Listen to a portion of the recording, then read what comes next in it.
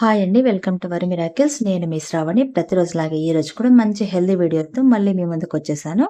Avocado అనేది మన జుట్టు పెరుగుదలకు చాలా హెల్ప్ అవుతుంది. ఈరోజు మన ఛానల్ రెసిపీ కూడా అవకాడో బ్రెడ్ శాండ్విచ్.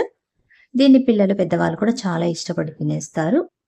తర్వాత పిల్లలకు మనము ఎంతైనా హెల్తీ ఫుడ్‌ని ప్రిఫర్ చేయాలి. అంతేకాకుండా ఆరోగ్యానికి మించిన సంపద అనేది లేదు కాబట్టి హెల్తీ బ్రేక్‌ఫాస్ట్ అయితే ఈరోజు చూపించబోతున్నాను. ముందుగా ఒక ప్లేట్ తీసుకొని అందులోకి ఒక అవకాడో తీసుకొని దాన్ని మీ పద్ధతిలో కట్ చేసేసుకొని దాంట్లో ఉన్న పలుపునైతే మొత్తంగా మనము రిమూవ్ చేసేసి దాన్ని మెత్తగా మ్యాష్ చేసి పక్కన పెట్టేసుకుందాము.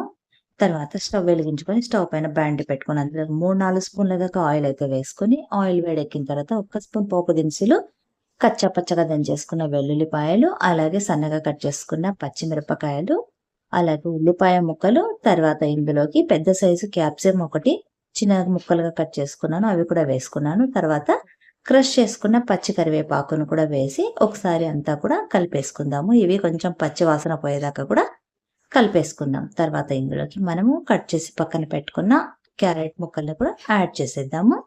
ఇవి యాడ్ చేసిన తర్వాత ఇందులోకి రుచికి సరిపడా కాస్త ఉప్పు, పావు టీ స్పూన్ అంత పసుపు, ఇవి 2 వేసిన తర్వాత మళ్ళీ ఒకసారి మొత్తం అంతా కలిపేసుకున్నాక ఇవి ఉడకడానికి సరిపడా 1.5 గ్లాస్ దాకా కూడా మనం వాటర్ అనేది యాడ్ చేసి ఒకసారి కలిపేసుకొని మూత పెట్టి 10-15 మినిట్స్ దాకా కూడా మీడియం ఫ్లేమ్ మీద ఉడికించుకుందాం. తర్వాత మూత తీసి చూసి ఒకసారి మళ్ళీ కలుపుకొని పావు టీ స్పూన్ అంతా ఎండుమిర్చి పౌడర్, పావు టీ స్పూన్ అంతా ధనియా పౌడర్ వేసి మళ్ళీ మొత్తం అంతా కూడా కలిపేసుకుందాము. మీదకి కిందికి కూడా ఎక్కడ కూడా అడుగంటకుండా ఉంటుంది. అలా కలుపుకోవడం వల్ల ఒక 1 మినిట్ పాటు మొత్తం అంతా మనము కలిపేసుకున్న తర్వాత క్యారెట్ ఉడికిందో లేదో ఒకసారి మనము చెక్ చేసుకుందాము. ఒక ముక్క మనం ఇలా క్రష్ చేసి చూసినట్లయితే మనకు ఉడికిందో లేదో తెలిసిపోతుంది అనమాట. చూడండి ఉడికిపోయింది కదా క్యారెట్ అనేది.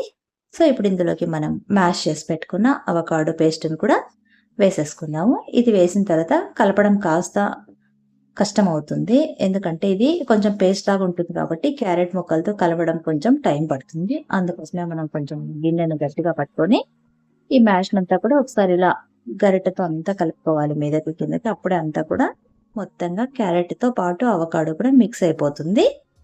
చూసారు కదా ఎంత కలర్ఫుల్గా తయారైపోయిందో. ఇప్పుడు ఇలా అంతా ఇది కలిపేసుకున్నాక కాస్త కరివేపాకును పైన నుంచి స్ప్రింకిల్ చేసి అండ్ కొత్తిమీరని కూడా కాస్త స్ప్రింకిల్ చేసేసి మూత పెట్టి పక్కన పెట్టుకుందాము. తర్వాత నేను ఒక మిల్క్ బ్రెడ్ తీసుకున్న ప్యాకెట్, అందులోంచి ఒక 6 స్లైస్లు అయితే తీసుకున్నాను బ్రెడ్ స్లైసెస్. సో ఇప్పుడు దీంట్లోకి మనము ఎడ్జెస్ అనేవి పూర్తిగా రిమూవ్ చేసేసుకుందాము. మీకు ఇష్టమైతే ఎడ్జెస్ని అలాగే ఉంచేసుకోవచ్చు. కాకపోతే ఎడ్జెస్ ఉండడం వల్ల సైడ్స్ తొందరగా మాడిపోవడం అనేది అయితే జరుగుతుందన్నమాట. అందుకోసమే నేను ఎడ్జెస్ని అయితే రిమూవ్ చేసేస్తున్నాను. ఇప్పుడు ఇవన్నీ కూడా రిమూవ్ చేసిన తర్వాత మనము చాపింగ్ బోర్డ్ పైన ఈ 4 బ్రెడ్స్ని అయితే ఈవెన్గా సర్దేసుకుందాము. తర్వాత మనం పక్కన ప్రిపేర్ చేసి పెట్టుకున్న క్యారెట్ మిశ్రమాన్ని ఈ బ్రెడ్ స్లైసెస్లోకి ప్రతి దాంట్లో కూడా ఇలా పెట్టి ఒక దానిపైన ఇంకొక దాన్ని అయితే మనం పెట్టేసి కవర్ చేసేద్దాము. ఇలా మనం తీసుకున్న బ్రెడ్ అన్నిటిని కూడా ఇలా కవర్ చేసుకున్నాక పక్కన పెట్టేసుకుందాం. స్టవ్ వెలిగించుకొని స్టవ్ పైన దోస తవ లేదంటే ఏదైనా కానీ పెనం పెట్టేసుకొని అందులోకి ఒక 2-3 స్పూన్ల దాకా ఆయిల్ వేసి ఇప్పుడు మనం బ్రెడ్ స్లైస్ ఎలా స్టఫ్ చేసి పెట్టేసుకున్నామో వాటిని మనము కాస్త స్టవ్ పైన మెల్లిగా పెట్టేద్దాము.